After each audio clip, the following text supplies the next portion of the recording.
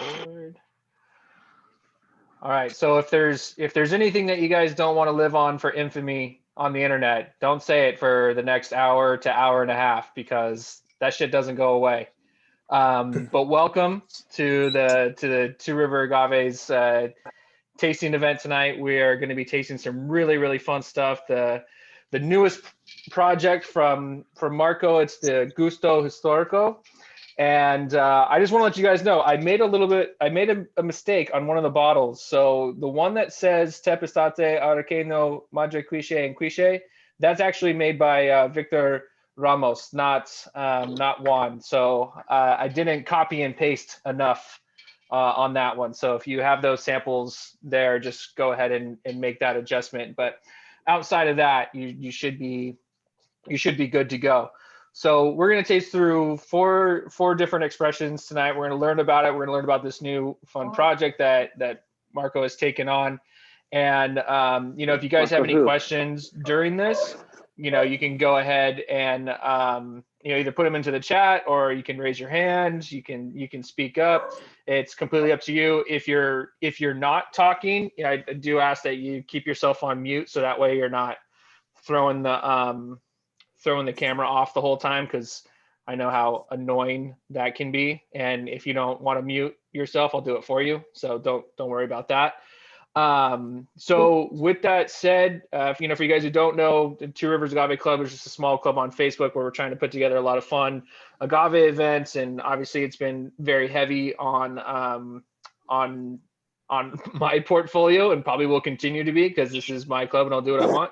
But we're fortunately we get to drink really cool stuff. So it looks like Ro has his hand raised, so I can't imagine what he has to say. But Ro, what do you have to say?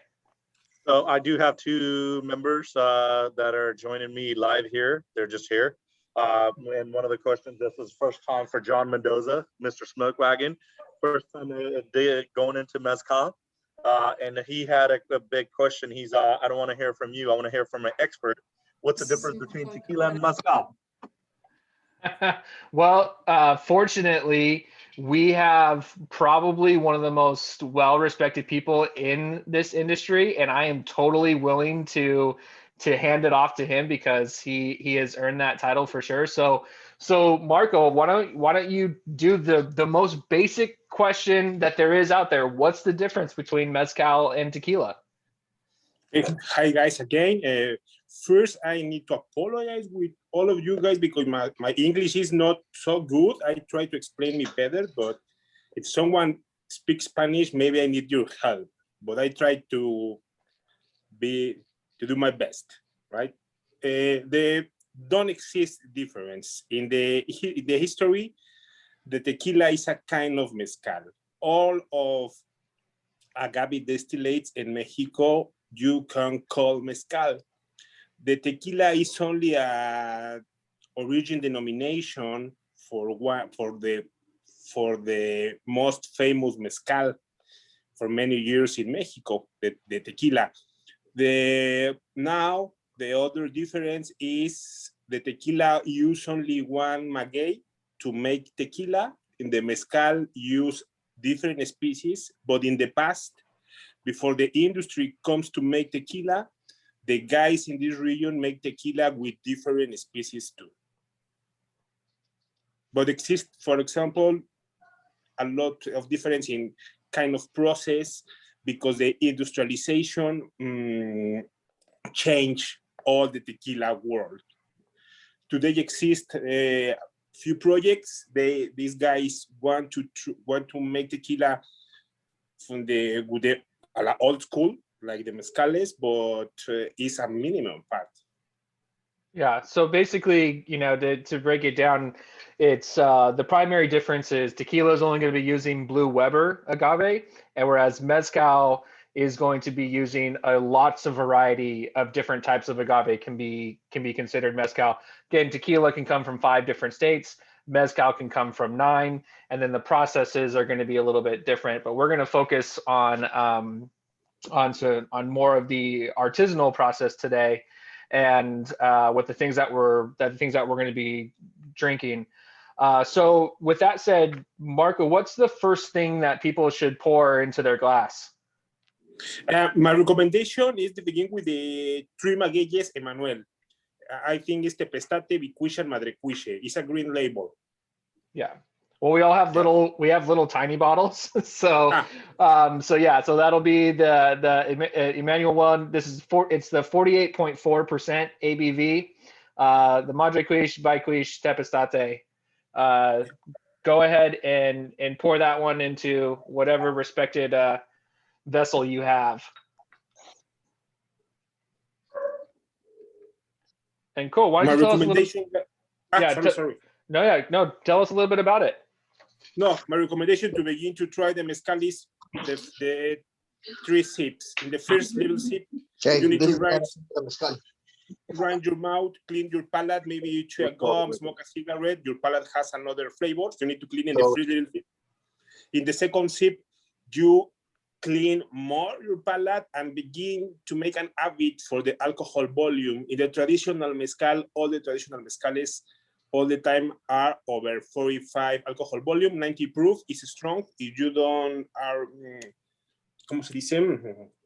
If you don't have the habit, maybe you feel very strong. And in the third sip, finally, you can feel the flavors. A little sips. Don't finish in 3 sips. Yeah, so it's very, very similar to what I always recommend is, that first sip, like you just got to get rid of everything else that you had that day. Maybe the coffee, sodas, whatever, teas, whatever you're into. It's California, so maybe kombucha. Get that stuff out of there.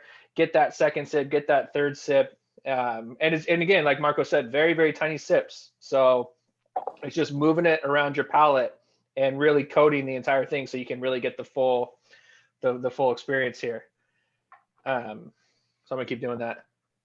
Another recommendation is, if you can, don't finish all your first distillate, because maybe in the third or fourth example, you maybe return and feel another difference. It's a good exercise, because in the traditional mezcal has many levels in the flavor, and discover with the first and the second one. You can play with your 4 expressions. So Marco, one of the things that you really are known as one of the figureheads of mezcal, and really known for bringing so many cool projects to the U.S. Whether it was through Mezcalofera or the different things that you've been involved with over the years. Like, what was the thing that got you into mezcal? Like, what motivated you to be like, I need to share this with more of the world? Okay, this is a good question, because it's the reason from the name of this brand, Gusto Historico, historic taste. I tell part of my history in the mezcal world. My family, my mother's family, is from Miahuatlán de Porfirio Díaz, Oaxaca, in the Sierra Sur. My family has 5 generations making mezcal. My mother's family, my grandfather and my grandmother. I'm born in Mexico City, studied in Mexico City, because my mother moved to Mexico City, worked in Mexico City in advertising for many years. But in my life, all the time, I have mezcal, because it's part of the culture. It's more than a drink. Mm-hmm. For example, when a baby begins to grow the teeth and feel itchy, the mothers in Oaxaca, like the mothers in Scotland put whiskey, in Oaxaca mezcal. You try mezcal the first time when you're a baby. Yeah. You has these flavors in your palate growing with you. When you're a student, you don't have money. The friends make a party. I say, okay, don't have money, but in my home I have mezcal, because when I come to Oaxaca for vacation, because all my vacation I come to Oaxaca to see my family, we return to Mexico City with Itacate. Itacate is a beautiful concept. It's a box with food, a lot of food. Tlayudas, tortillas, meat, cheese, honey. And because my great-grandfather making mezcal, in all the trips, returned with liters and liters of mezcal. In 2005, this is all my childhood, when I was child student. In 2005, I'm working in advertising and begin mezcalerias in Mexico City. No? When I go to the mezcaleria, I see in the menu mezcal from Miahuatlan. And then I take one I want to try, no? Mezcal from the village from my mother. When I try, all deception, because this is not the flavor that I know. I don't know what's happened, but don't make match with my palate. I put all the time an example. For example, when the Mexicans move another country and eat tortillas, a lot of times it's, okay, it's tortilla, but no, it's not of the same flavor, the tortillas from my village. This is the historic taste working in your palate. When I try this mezcal from Miahuatlan, the historic taste say me, okay, this is not the mezcal they produce your family. What's happened? Don't exist studies, don't exist books. The mezcal is a new culture. Don't exist many books. You need to make a research with other distillates like whiskeys, no? Like orujos, what's happened. And you know what's happened. The laws in Mexico City, the industry in Mexico City, the brands in Mexico, a lot of brands, not all. Yes, commercialize mezcal, but destroy the culture, destroy the flavors. An example is, this is the reason why we export agave distillate in no mezcal, because in mezcal exists only one norm, one law to regulate thousand different historic tastes in Mexico. Talking about mezcal, it's not the same flavor. The mezcal is from Ocotlan, mezcal is from Ejutla, or mezcal is from Miahuatlan. All this village has different techniques, different recipes, different soils, different yeast and microbiota in the environment, different water. This is the reason why I introduced me in 2005 to the mezcal world. I began with my first project. The name was A Punto de Veneno. With A Punto de Veneno, we begin and create another project with other friends like Graciela Ángeles, the Real Minero. The name was Mezcales Tradicionales de los Pueblos de México.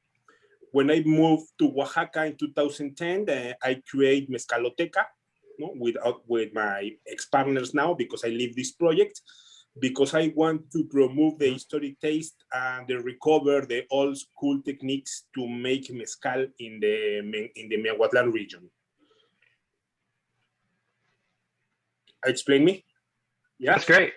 Yeah, no, that's great. I think that makes a lot of sense. You know, there's often going to be like this cool call to action that you can have in a situation like this, right? Where you go, you taste what you think mezcal or what they think mezcal is, and you're like, no, this is not what mezcal tastes like. Like, let me show you what that is. And I think that, you know, this new project is really cool. I mean, I always really appreciated Mezcaloteca. I think they did a really amazing job, but you know, they had the single palenque where people would come to and do that. Whereas this one, these guys are all producing in their own palenques, right?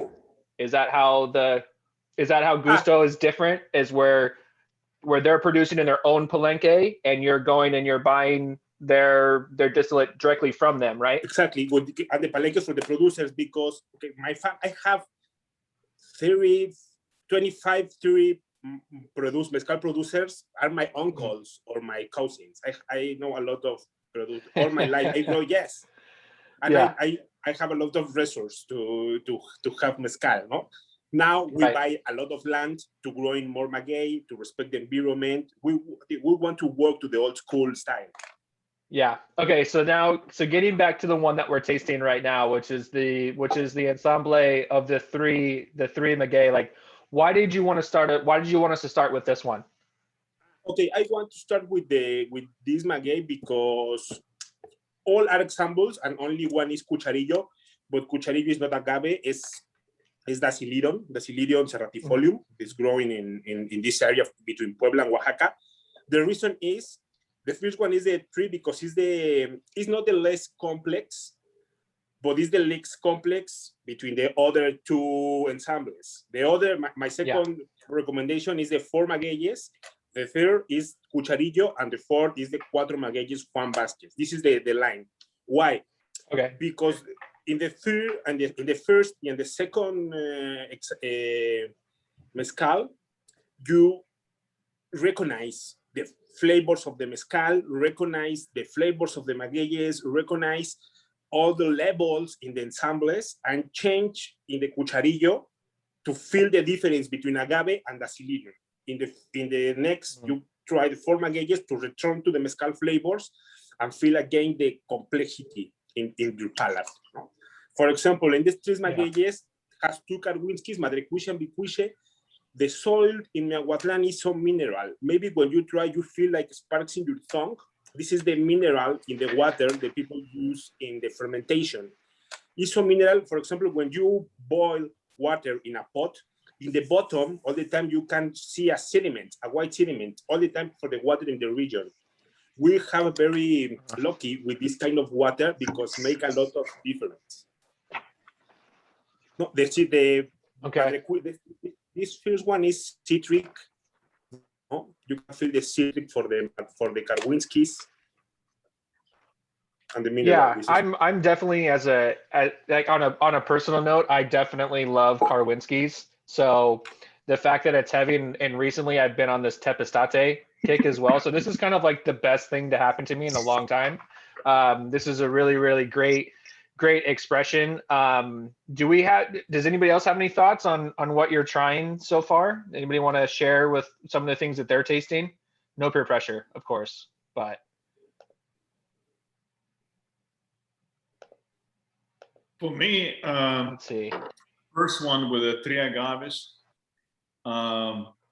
definitely you feel the Tepestate influence in that, and I don't know, maybe that or something else gives you that pickly flavor, like you smell in pickles in the beginning, which is on the second one, it's more like mezcal, more smoky, more complex flavor. So the first one is actually had a little bit high alcohol, right? But it feels like smoother, softer, it's easier to drink. But again, it's just if you like that kind of flavor. Because the second one is more like smoky mezcal, the real deal. Okay. Anybody else? I get a lot of menthol and herbaceous notes, which I love.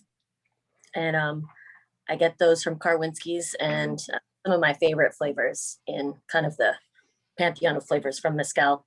So I really like this one. And the few people that I've shown it to, I have some samples. This seems to be the favorite so far. Yeah, it's really approachable.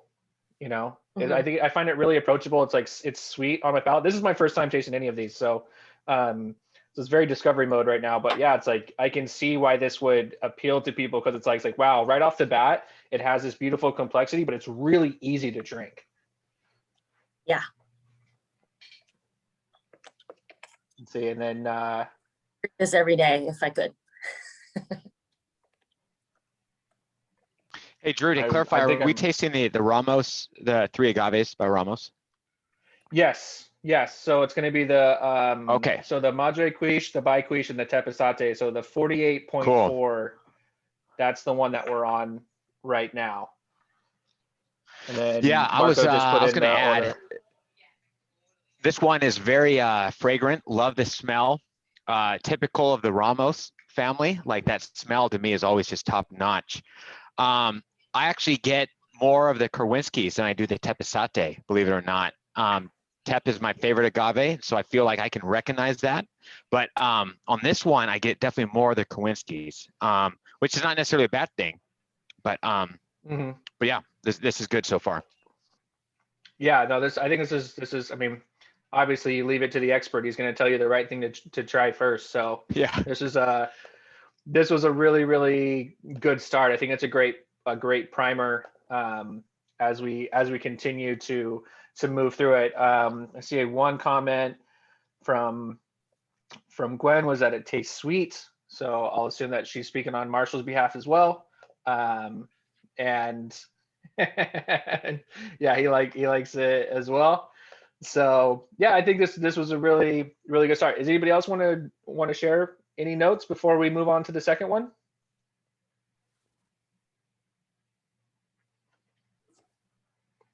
Okay, we're gonna do the next one. So looking at Marco's list here, we're gonna move on to the Victor Ramos one, so that's the one I messed up. So this is gonna be, so just to confirm, Marco, this is gonna be the Tepestate, the Araqueño, the Madre Quiche, and the Quiche, right? Yeah. Yes. Okay, so that'll be the second one. So it's gonna say Juan on there, but this is actually Victor. So again, I didn't copy and paste enough. But there you go. That's the one. See, and Russ can't talk because his lower lip is numb. So that's good to know. The other reason why you tried first Emmanuel and the second is Victor is because Emmanuel is the son, Victor is the father, and you can feel another difference. In the second, you can find more balance. In the mezcal, you can feel the personality of the producer too. It's more serious, this ensemble. More balance. And just more... for the for the process now, are they using the same stills and fermentation, and is all that the same? It's just the different guys calling the shots now from father to son. Exactly. These different, only different Okay. hands. All right. Okay. Okay. All right, so let's see what Dad has in store for us.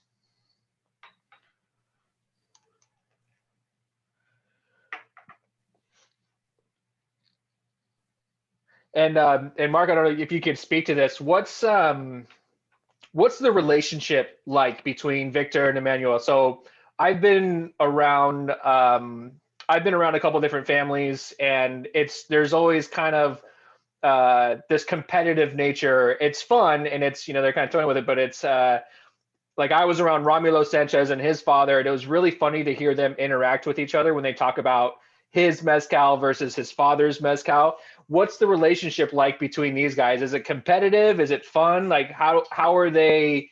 I mean, because they're both extremely well known now, and they're very popular in the mezcal world. So how do they kind of deal with each other in that way? It's not competitive. It's father and son. The tradition is like work in these families. The father work with the son, work with the father to learn. Manuel continued learning with his father because, for example, I begin to work with Pablo Ramos, the father from Victor Ramos. Yes. Oh, wow. And I have the last production for Victor Ramos in my secret stash because you need to feel the difference between the grandfather, father, and son, no?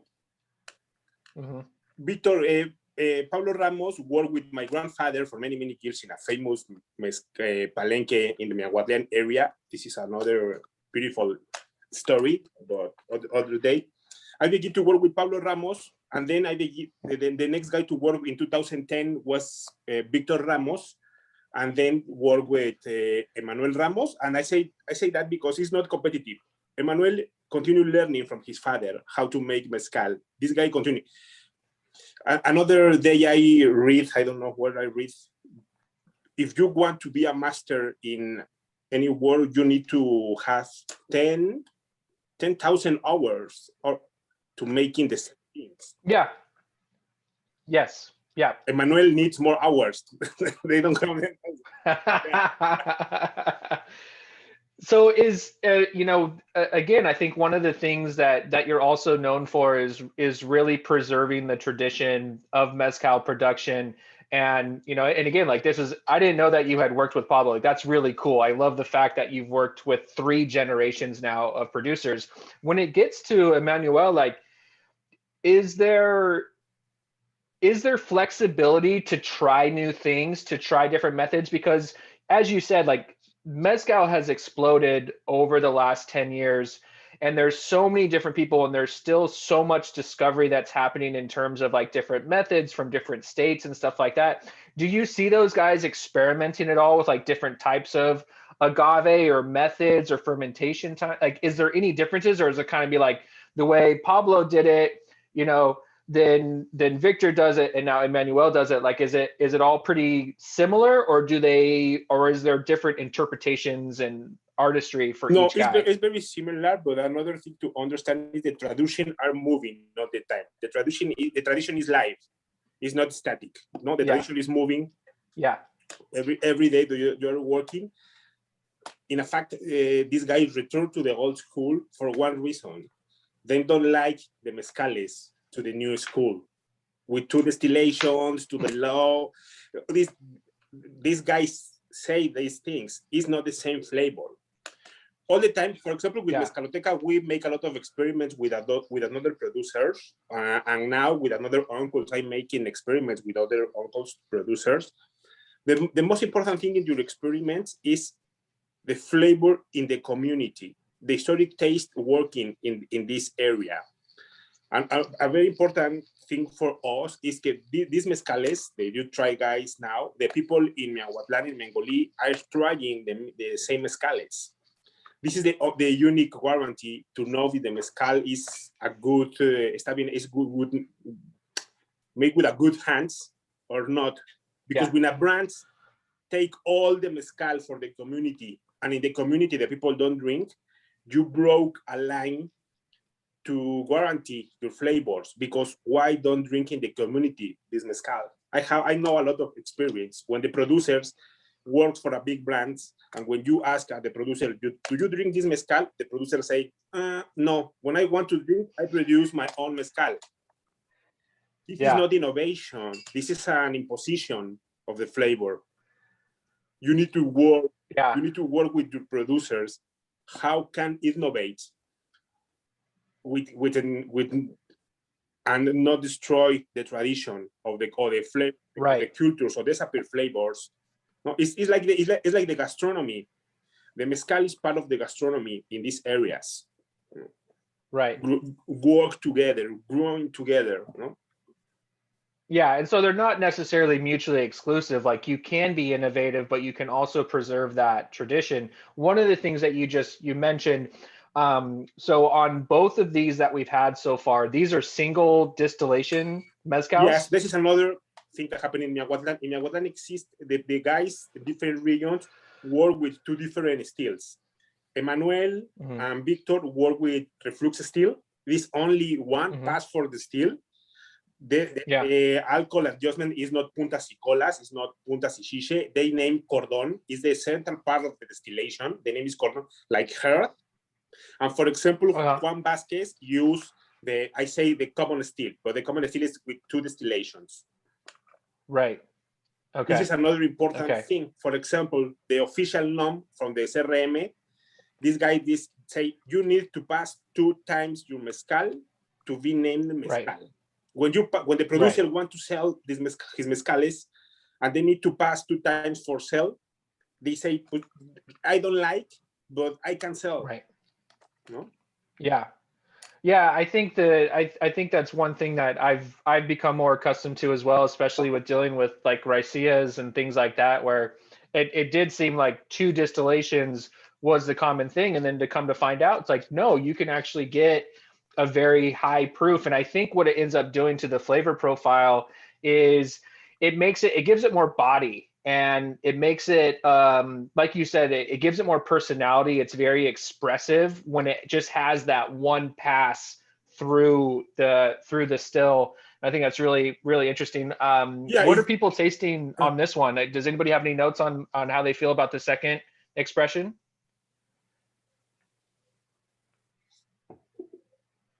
No peer pressure. Anybody, again? Yeah, if you think in vodkas, for example, the vodka you need to still and stain to quit all the flavors. If you think the same thing happened, when you pass 2 times in 2 distillations, you have less flavors than the one flux still distillation. Yeah. Summer, did you have some thoughts on this one? It's so interesting. It's incredibly complex, but I get kind of a element to it, and like an unusual kind of cucumber note that I've not experienced before. I wish I had more of the sample that I could really dig in. I should save some of this, but like, I'm just fascinated by this one. It's incredibly unique.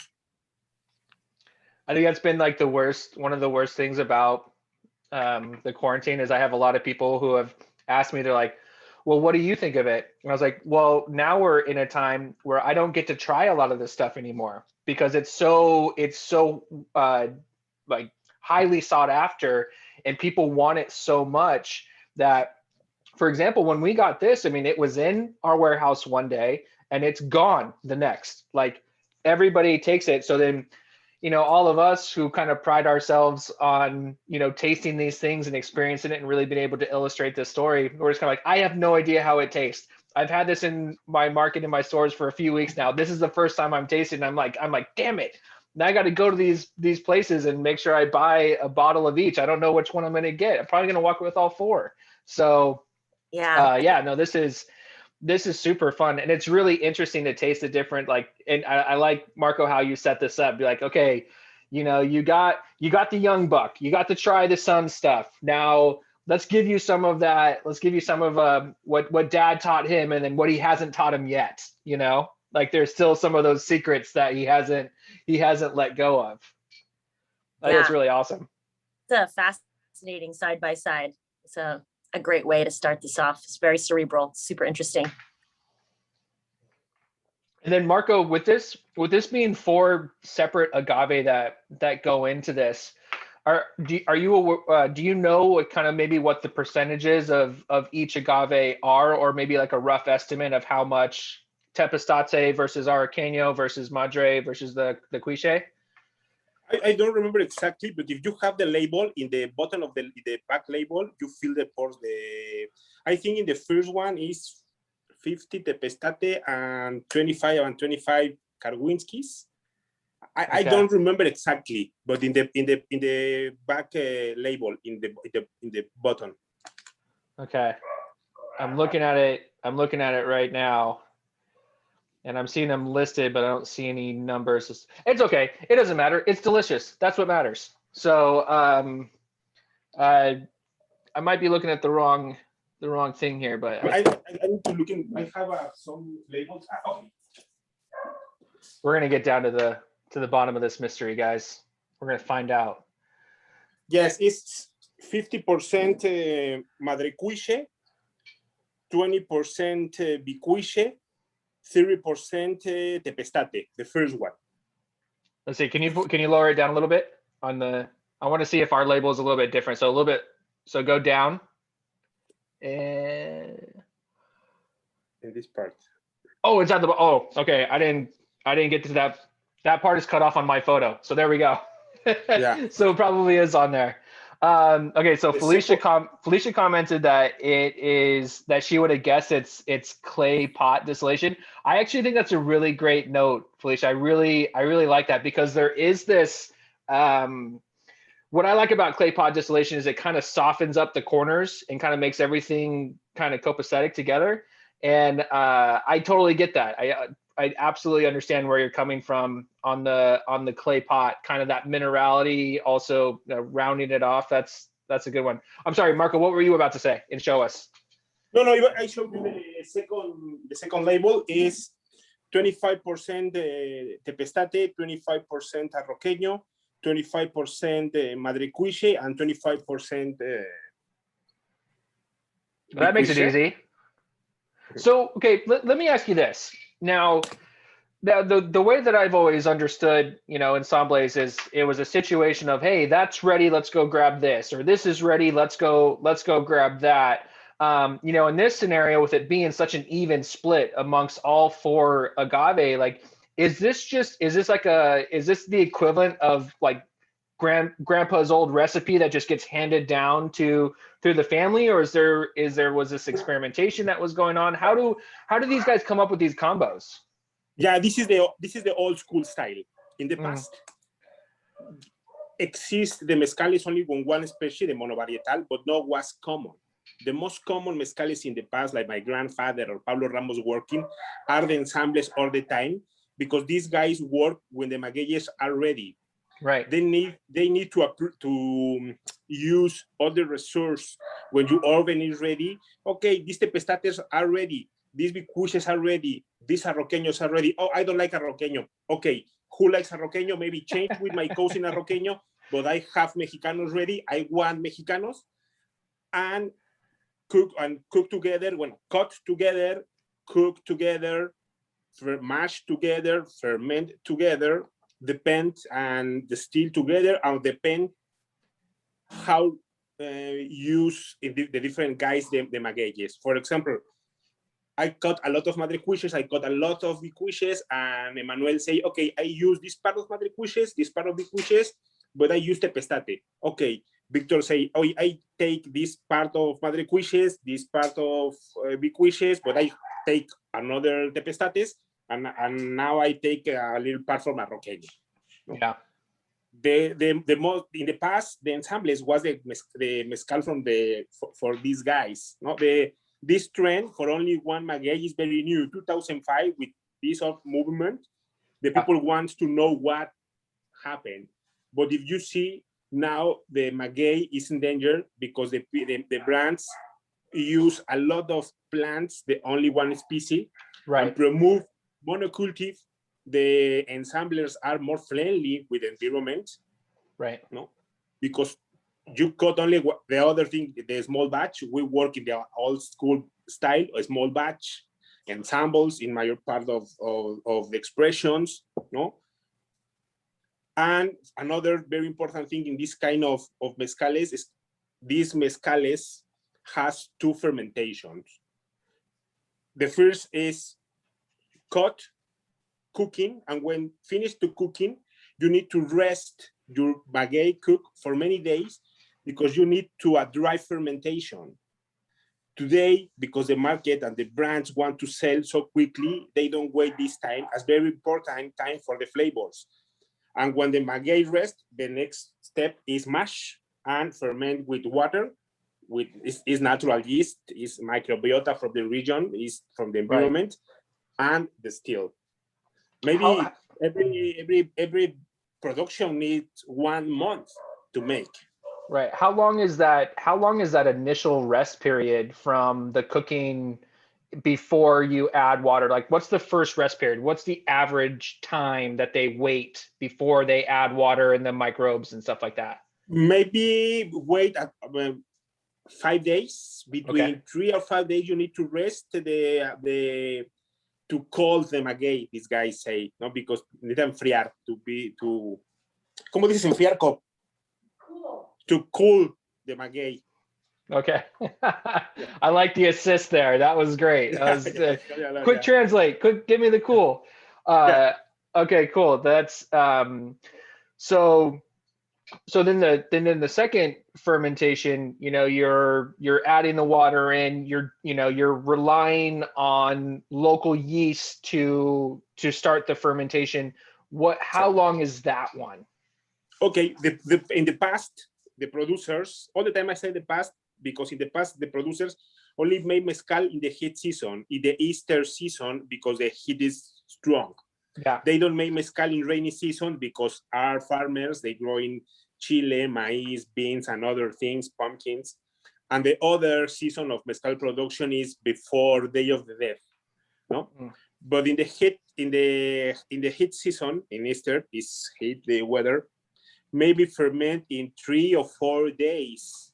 Okay. If your weather is cooling, you need more days. For example, when you try mezcales with cheesy flavors or milk flavors, these mezcales are fermenting in a cool weather and log the fermentation, because first you make a alcoholic fermentation and it's not fermentable, begin the malolactic fermentation. Right. The malolactic fermentation put these flavors, cheesy, milky, and another flavor. These flavors is for malolactic. Maybe in some mezcales you can try, and this is for the fermentation. Yeah. Okay. And then there's a question here from Natasha, and I think this is a great question. Now you've experienced all different types of mezcals produced in all different types of ways. In your experience, what do you think that 4 to 5 day dry fermentation adds flavor-wise to the final product? Okay, I don't feel the difference because I'm a newbie in the mezcal. I'm not a producer, but the producer, for example, Pablo Ramos, the old guys, this guy says it's not the same flavor. I need to I need to believe these palates because these guys teach me. No, maybe guys, I say, no, you need to rest this maguey because another thing is you produces more sugar, more alcohol, and you produce more mezcal. In economy, maybe it's better to wait this part and because the flavors. Another important thing is in the past, the producers, they are not looking alcohol volume. These guys they are not looking more mezcal, they are looking flavors. It's like the kitchen. If the producer like the flavor, the mezcal is good. Yeah. Yeah. And then, so I know a question. So a question that just came in from Val, and I know I've seen this when I was in Minas, at Real Minero, I saw that they were doing a dry fermentation, but you had mentioned that because of the economics involved, a lot of people aren't waiting. So is it common, or is it few and far between that people are doing a dry fermentation now? No, today, not many guys do a dry fermentation. Another thing is not all the magueyes can have a dry fermentation. Okay. You need to know what magueyes need a dry fermentation. The Karwinskis need a dry fermentation. The Pestate or Tobalá don't need dry fermentation. You need to work immediately. Okay. No. Interesting. All right. Good to know. Does anybody else have any notes? So Marco, you told us to try to save some, and I can't. Like, it's just, this stuff is too good. I'm going to drink it all in one shot. I'm not going to revisit it. I'm going to go to one of my stores tomorrow and buy a bunch of these bottles. But does anybody have any thoughts on this one before we move on to the next one? It's okay if you don't, because I know I'm ready to drink the next one. Or maybe if you have a question, I work better with questions, guys. Or questions. I mean, I think I'm doing a good job. I mean, I'm asking good questions, right? We got some good ones coming in the chat. Hopefully, I got a quick question for you, Marco. You can speak to it. The first sample we tried from Emmanuel Ramos is the Madre by Quiche and Tepesate. And I believe I've tried a similar ensemble from the father and from Malbian. And I was wondering, do you prefer the father-son mezcal, or just the father, or just the son? It's a hard question because at the time I prefer the father for the flavors. I prefer the style from Victor, but Emmanuel sometimes surprised me with some mezcales. No, I prefer the mezcal for the old guys because I say in this second sample, the producer pass part of the personality in the mezcal. If you think in the mezcal like a art, is a projection for the feeling of the producers. No, for example, if you try mezcales from los Cuatlanes is a region very near from Miahuatlán in the South Sierra, you feel more deep these mezcales because the personality of these people is more deep, more, it's not dark, it's more, how do you say in English, más profunda, yeah, deeper. Right. I think I would agree. I was lucky that I got to try the same ensemble, but with father and son, and now we just sampled the one from just the son, Emmanuel. And I mean, personally, they're both good, but I would prefer the father-son duo versus just the son in that example. I think it's like one of the best things about mezcal right now, right? Is that we do get to try so many different fun things and so many great things that, there's not really a wrong answer. I mean, those guys might watch the recording and have something to say to Marco tomorrow, but about his preferences.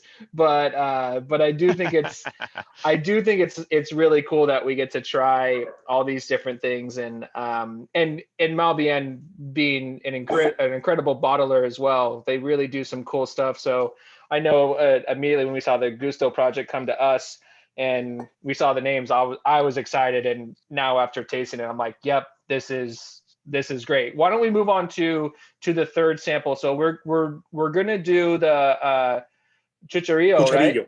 Yes, Yep. Cucharillo, Okay. because you try the three expression for this family, change the agave from the Silurium, and maybe feel the difference between the agaves and the Silurium.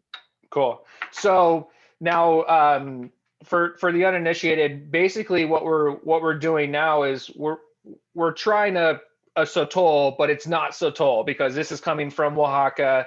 But that's the plant that's used. So we're moving away from agave. We're trying this one here. I've had one before and I thought it was really great. I haven't had this one yet. I'm sure it's going to be great.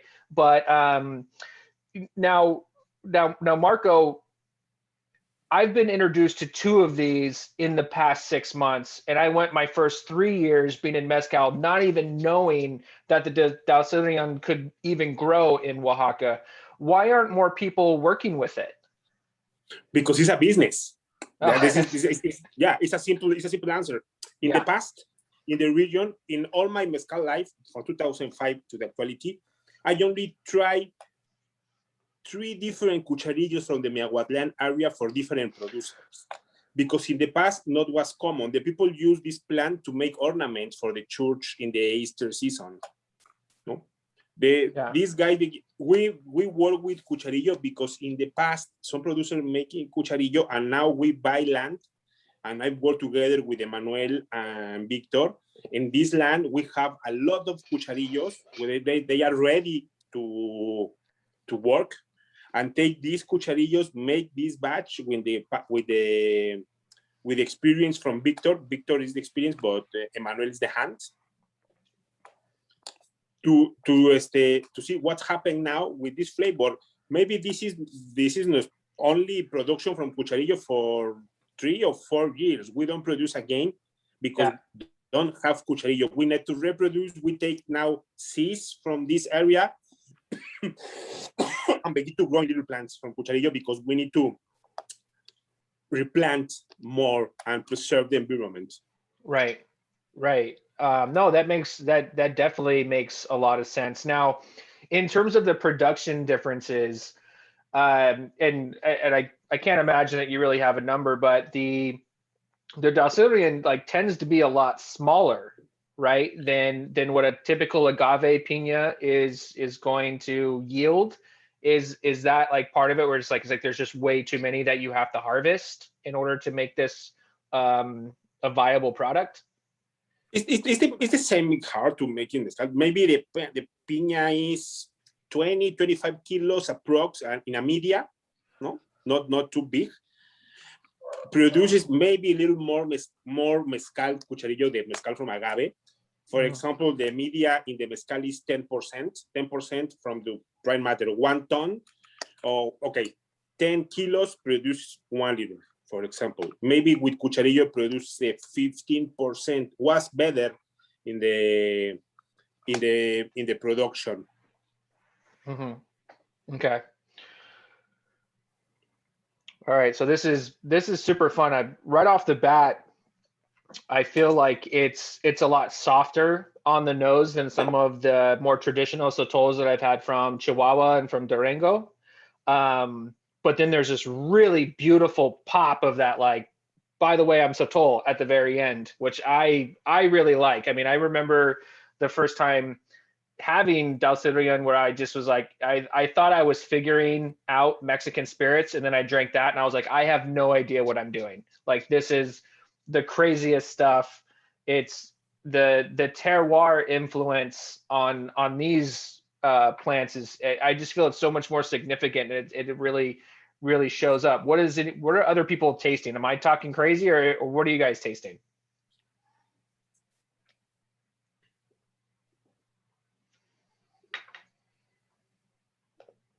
They're all savoring it right now.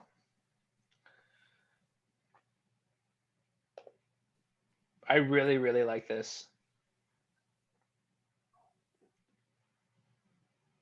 Let's see. I can share a little tasting notes. Yeah, please do. Yeah, please.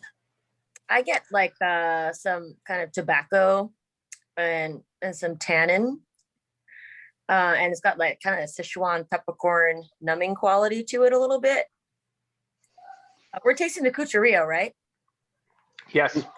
I was surprised because I just saw the comment come up. Somebody thought it was the smoothest we've had so far, and I would say the absolute opposite, which is so weird.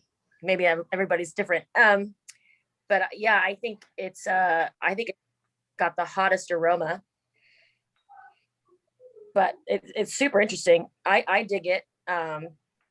I've gotten some questions from customers that I've shown this to, and they say this is the most expensive distillerian distillate they've ever seen. I say it's because it came all the way from Oaxaca instead of closer to the border. But Marco, can you speak to a little bit about if it does have a bigger yield and it's a more sustainable growing process too, yeah? Because you can harvest it and then the root system grows another one, from my understanding. Is it expensive because it's a very, very tiny batch? How can I respond to questions like that? Yeah, it's because it's a tiny batch. It's because it was difficult to cut the cucharillo because in these plants you take a donkey to cut to move the plants, because growing in a barranca, cañón, in the field, in the side of the mountain, it's difficult to pass with car. And it is, and that was very near from the palenque, and maybe we take 1 month to produce this batch. We have a lot of time. And part is cutting with machete and mashed with ox. Yeah, thank you for that. That's a really good response that I can share. I appreciate it. I definitely taste the quality, no doubt. And I think it's a very special distillate. Thank you for sharing, Marco. Oh, and because it's the Silorum serratifolium, is no Wallery. The serratifolium is another variation from this family. The other sotoles from the north of Mexico are Wallery. It's not the same plant. Yeah, Summer, I would definitely lean into the amounts on it because I'm just looking at them now on the labeling. And so with their other two coming from the Ramos family, I mean, you know, you're looking at 450 liters versus this one, which is 150. And then to Marco's point earlier, is they don't know when they're going to do this again, you know? So it's like, hey, if you missed the boat on this, we can't tell you that, oh yeah, next batch it's coming again. Like we don't know when we're going to have it again. So when that's the case, you're going to pay a premium. And I think the other thing that I know that we would all agree with is there's been numerous times where I've looked at the prices of Clonde or even the Sotoleros now where I'm like, I can't believe that we pay this little for this product, you know, because it's so good. And the process is so unique that I think we're going to look back eventually on these days where we're like, man, could you remember the days when we only spent $100 on that? Like that was great, you know, because we're going to get to a point where people are going to figure out how difficult this stuff is to make and how rare it really is and the artistry that's behind it. And they're going to, you know, that price is just going to go up. So I feel like we're kind of living in the heyday, but that's definitely those are the things that I say to my customers where I'm like, you guys, you don't know, like this isn't mass produced. This isn't those things. So those are just my 2 cents. I don't know. What do you think? Yeah. Maybe the question is not why this sotol is expensive. The question is why the other sotoles are cheaper.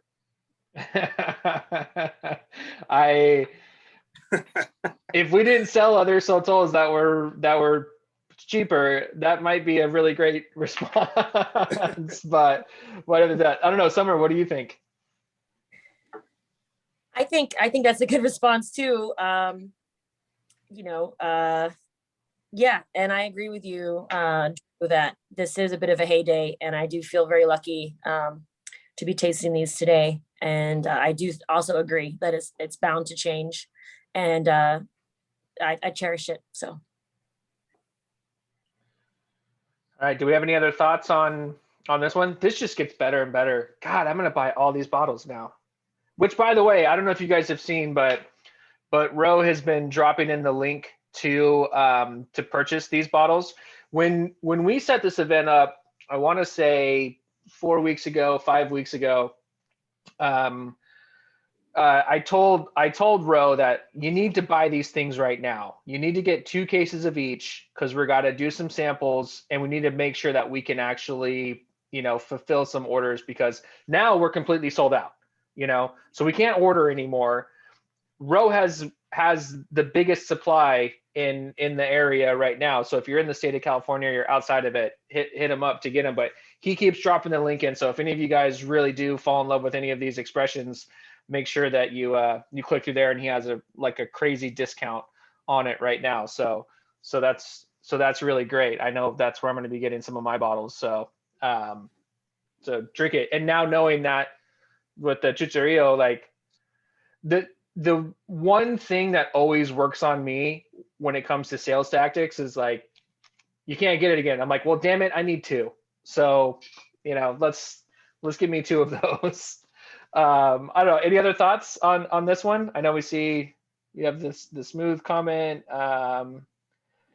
Let's see, a German Riesling comparison. I like that. Very good. Anybody else?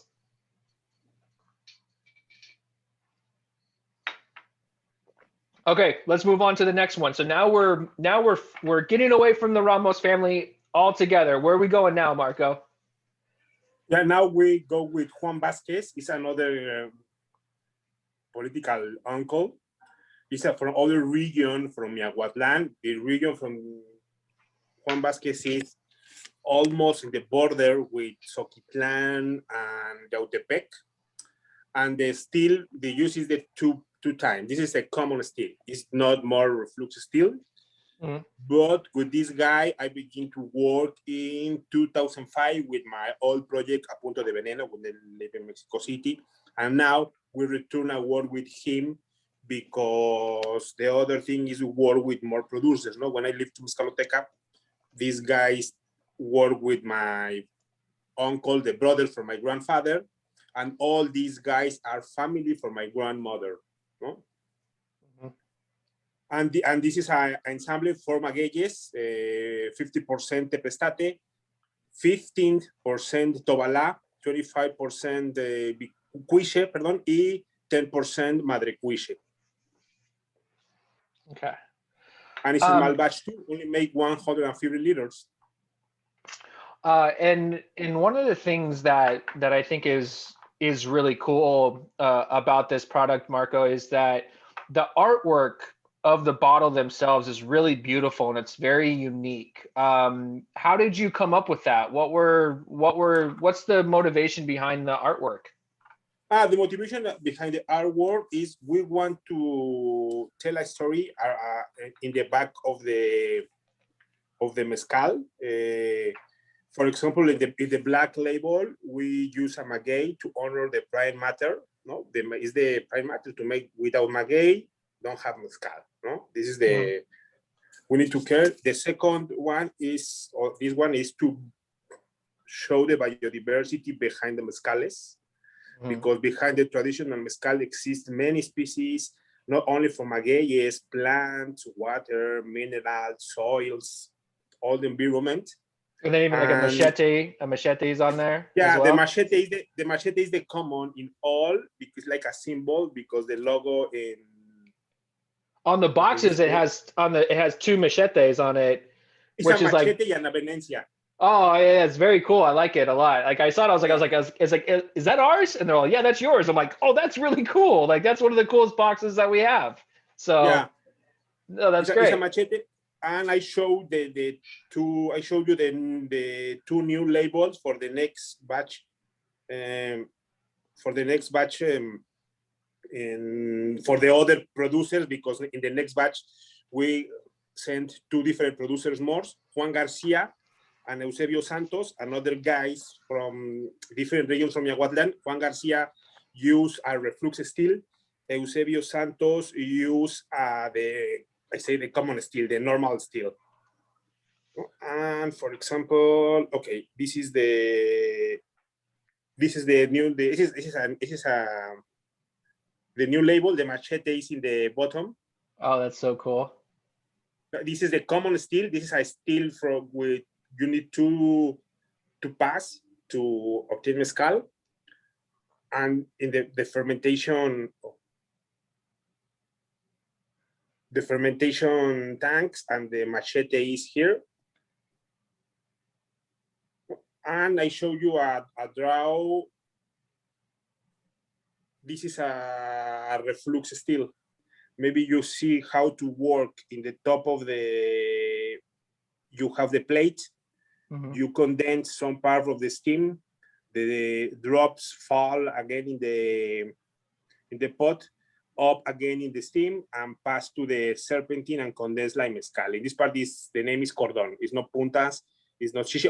Only if you want puntas, then take the first part and choose your puntas, but if not, you wait and the mix between fall the mezcal.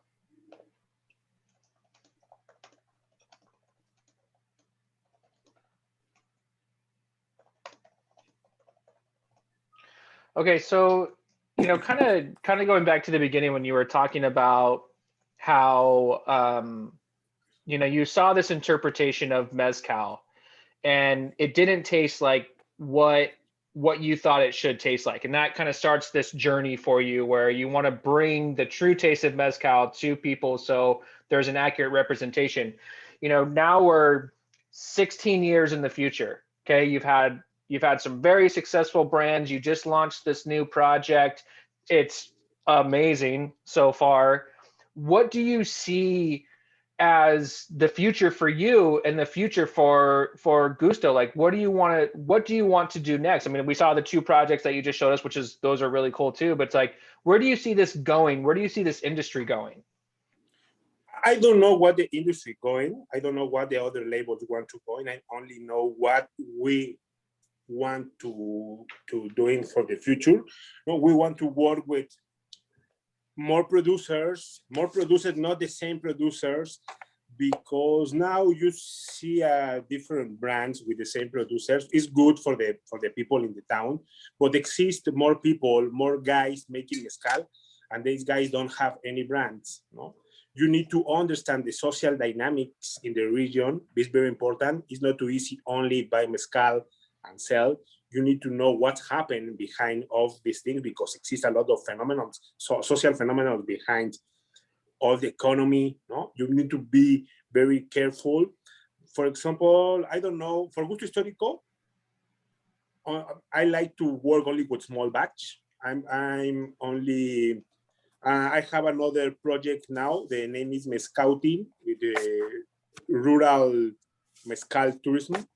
We go to visit different producers, talk with these guys, eat with these guys, prepare food with these guys, understand in the environment, understand what happened or why. Or a lot of questions in your mind maybe has the answers when you convives, when you talk with the people in his region, in his homes. For Gusto Histórico, it really, I don't know. I love the mezcal. I see you working for many, many years. Now we have the planned project to reforest the different lands with different magueyes, because we want our own prime matter. We don't want to buy more, because in the past, the old school, these guys don't buy maguey, use their own maguey. Yeah. To care small productions, good productions, quality all the time. This is our first point. All the time, quality mezcals. Yeah. And with tradition. So I think there's a unique perspective that you're able to offer, to this that a lot of people aren't. And you know, there's so many things that people get all up in arms and get upset about in today's mezcal world. And I call it a white knight syndrome, where you have these people coming in trying to influence mezcal and tell people how to do it and stuff like that. But based on your experience, based on the things that you've seen, if you could change one thing about the mezcal industry, like let's say you snap your fingers, you do the Thanos snap, and it changes, what are you changing about the mezcal industry as we see it right now? The first one, I disappeared the origin denomination, disappeared the CRM. Yes, because one origin denomination is absurd.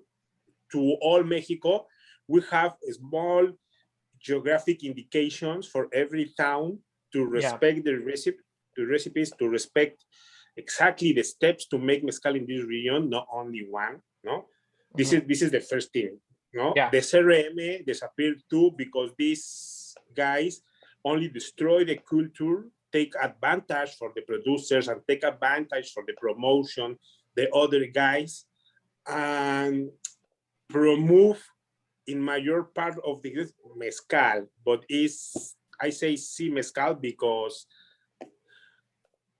these guys approve mezcal's 38 alcohol volume. This is a disaster. For the culture, it's a disaster. Yeah. I put an example. When these guys in some, maybe the last year, not 2 years, these guys go from a village. And when the producer say, okay, what magallanes do you use, guys? I use Madrecuiche. How to do you write Madrecuiche with X? No, you can't use X. You need to write Madrecuiche with S and H. This is a big mistake because the language is part of the culture. For example, in Ocotlan, these guys named Ruqueño. Right. In Miahuatlan is Arroqueño. Both are good. Both are part for different universe. You need to respect.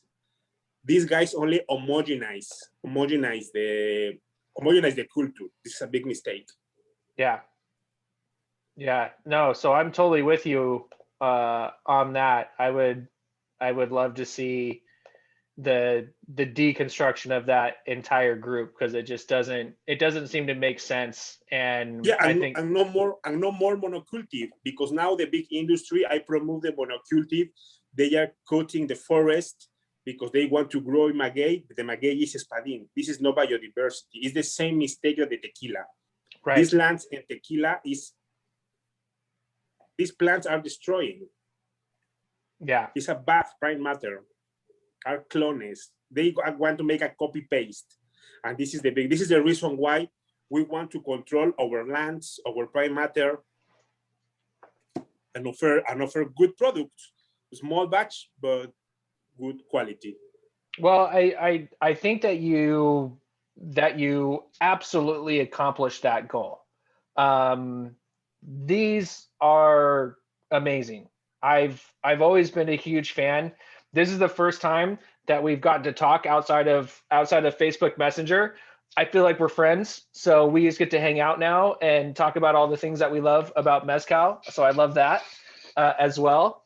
And I think this was great. I really did enjoy these mezcals. I don't know. We have a couple notes coming in. Let's see.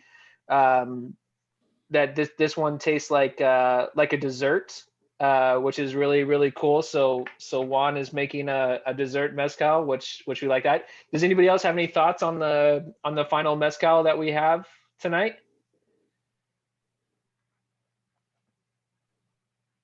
No worries if you don't. Yeah, but I read the look like pine. Yes, it's you this mezcal is like you taste the resign to the pine. I love this expression because like trees, you're trying forest. Yeah, no, that was a great note. That was that from? Yeah, that was from Russ. Russ, that was awesome. Yeah, it definitely smells like wood and pine, and even has a little bit of that tannic kind of nature. Felicia thinks it's lovely, so you got a fan in Felicia as well. This is really great. Summer, what do you think? I love that pine aspect too. It's definitely my favorite kind of flavor wheelhouse in mezcal. So I love this one, and I really enjoy the aroma. Like I could just sniff on this glass for a really long time. There's this, some like orange peel and citrus notes here too that I think are very special that weren't really present in the other ones. I think overall, a lot of this had a lot of kind of more green flavors, but this last one for me tastes like sunshine in a forest. It's very pretty. And it was such a huge departure from the other ones, right? So on that first taste, I was like, no, I don't like this because it was so different than what the Ramos family had put out. And then, you know, as my palate adjusted and then started to accept Juan's, you know, distillate, I was like, oh no, this is also great. Like this is super delicious and fun. And I mean, just wow. Let's see, Felicia, on a note, yeah, bright and fruity. Yeah. Yeah, this is a really, really special one. I don't, yeah, there's not a bad spirit here.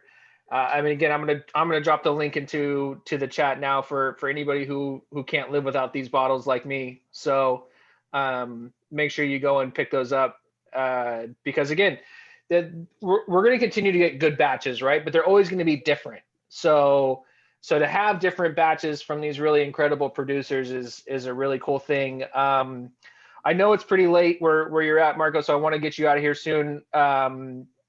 Does anybody have any final questions for Marco before we let him go and continue to live his life and get us great mezcal and other agave distillates and stuff like that? It's like, Val, do you have a question? Yeah, I just want to ask, I don't know, it's actually basically a question to everybody. You know, in single malt, when you drink it, you know, especially with higher proof, you always, and that's what we recommend to other customers, to add a little bit of water, a few drops there. I've never done it with mezcal. For some reason, even if it's high proof, I didn't feel like.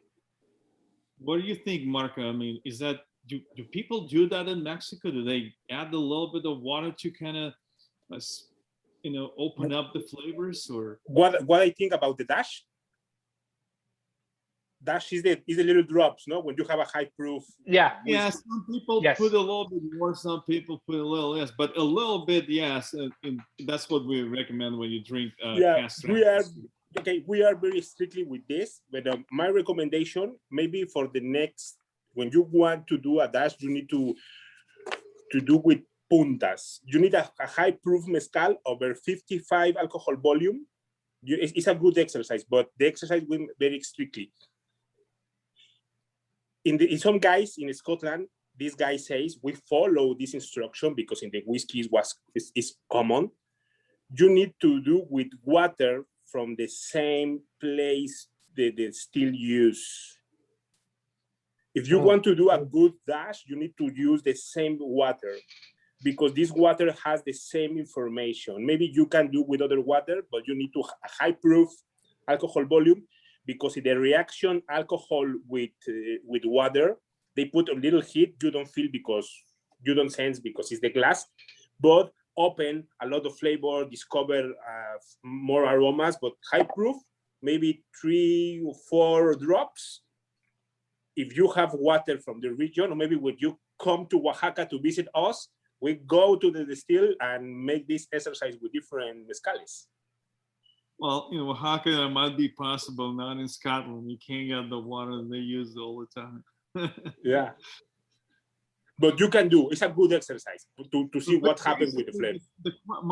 I was just curious, like, I don't need any water. I mean, I'll try, but I don't really need when I do 49 or 44%. But it's just in general, in Mexico, how do you guys, do you add the water? Or you never add the water? Never, no. Okay.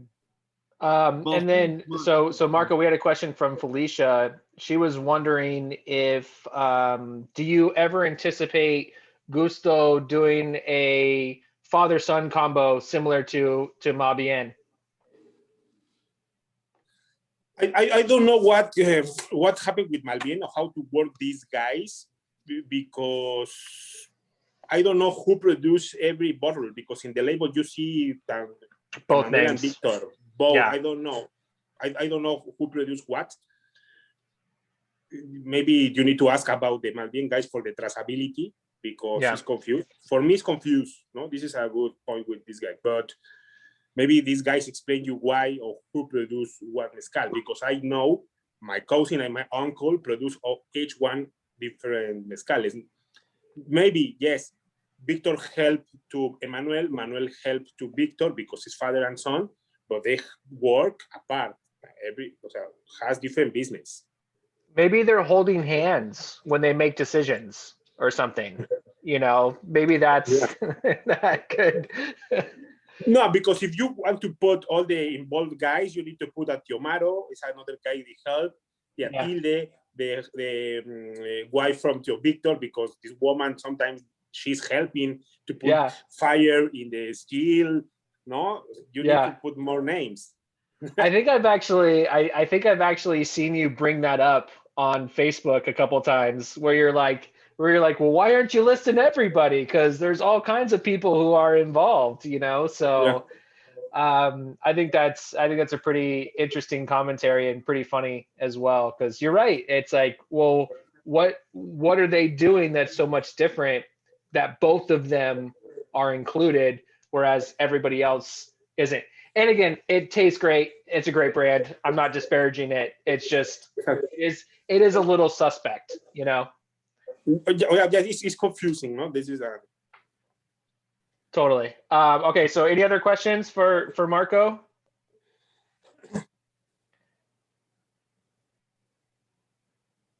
And waiting. We're gonna wait for them to be able to type it out. Don't worry. I have time. Don't worry about it.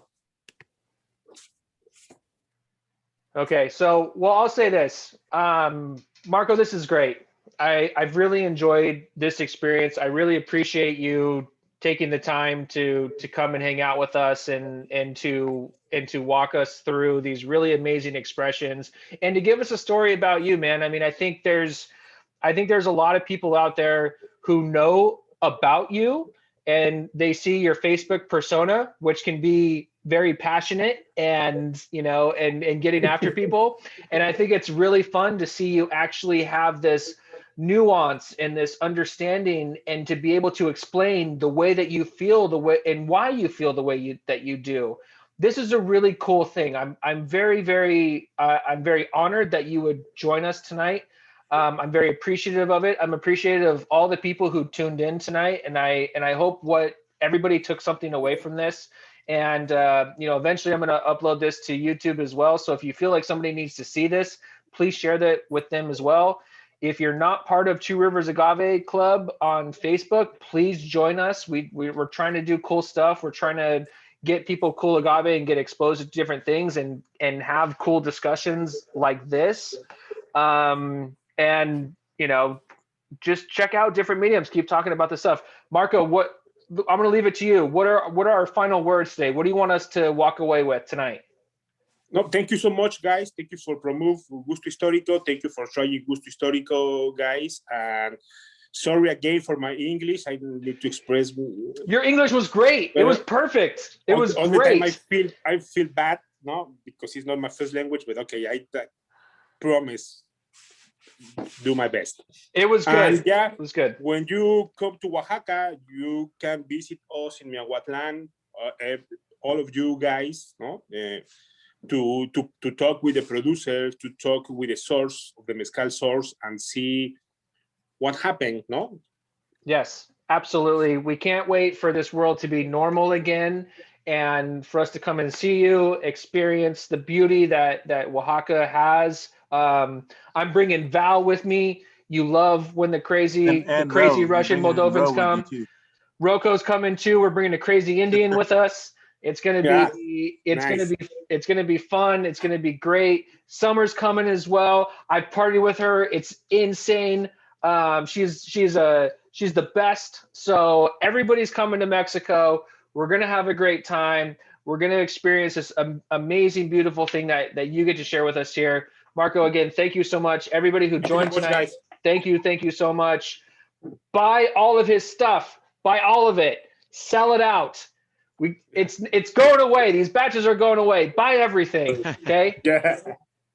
All right. Thanks. Man. Have a See good you night, guys. everybody. We'll talk to you Thank you, soon. Marco. Thank you, Drew. Thanks. You. Yeah. Appreciate it, man. Love you guys. We'll see Appreciate you it. later. Thank you.